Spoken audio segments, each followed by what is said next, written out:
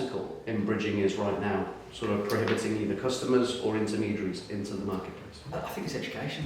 I think it's education. I just think that there still isn't enough awareness. I think people look at the word bridging and instantly are scared off by associated costs and fees and horror stories from yesteryear and all that sort of stuff. I think we as a community need to do more to promote how great bridging can be and the success stories.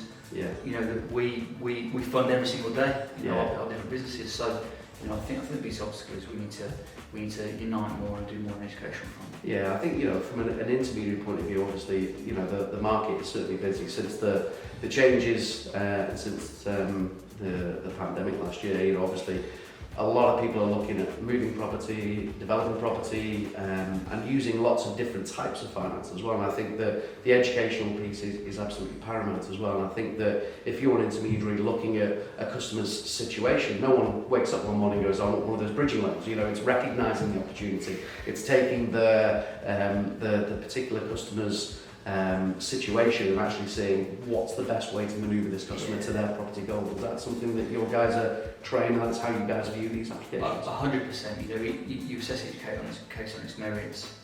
You only put the customer on the right product based on the outcome of what their short, medium, long-term plans are. I think where the packaging market can really sort of help new entrants into the bridging space is we'll hold your hand. We'll hold your hand. If you're used to doing mainstream mortgages, you've never done a bridge before, there's a bit of trepidation around it all, we're there to work with you. Or if you become a seasoned introducer within the bridging space, go direct to lender. There's just so many different ways now you can. Yeah, there is, and with the volume of competitors out there and the different types of routes to market, it's got to suit the individual intermediary as well. If they want to come via a packager and they don't have the experience or don't want to deal with it, then great. We've got these experts that deal with the West One product range. However, if you feel confident and you have the ability, then you can come direct as well. It's all about choice and making sure that the intermediary and the customer at the end have the right particular outcome that they want as well. Are you optimistic about the bridging future? I am. I think the number of landlords in the UK, in my opinion, is going to just continue to rise. And I think they're going to need to utilise bridging to maybe refurb, develop, acquire, different asset classes. I think when you look at housing shortage in the UK, you look at commercial occupancy rates. I think there's an opportunity to convert commercial into residential to fulfil some of the shortfall in housing using bridging. And I think I'm just buoyant. I think a lot of great lenders out there working on educational programs. I can only see the bridging market continue to improve. I think we need to sort of get over the Brexit, COVID, labour crisis currently, supply chain crisis. But I think once we do that, I think we're on a crystal ball over the bridging. I couldn't agree more.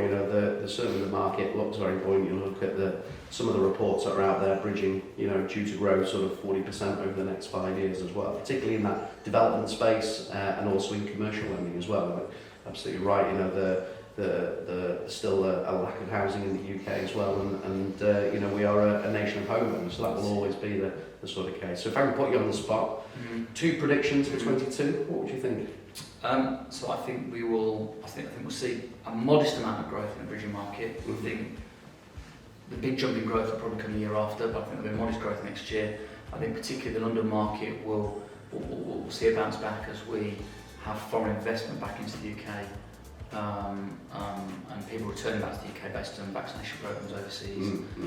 Those are my 2 predictions. London's do well, and then the bridging overall market moves to moderately increase. And I suppose final question today, over the next sort of 2-3 years, what are Crystal's plans? I just think we've got to focus on customer outcome, growth, speed, service, flexibility. I think for us the specialist market is only going in one direction.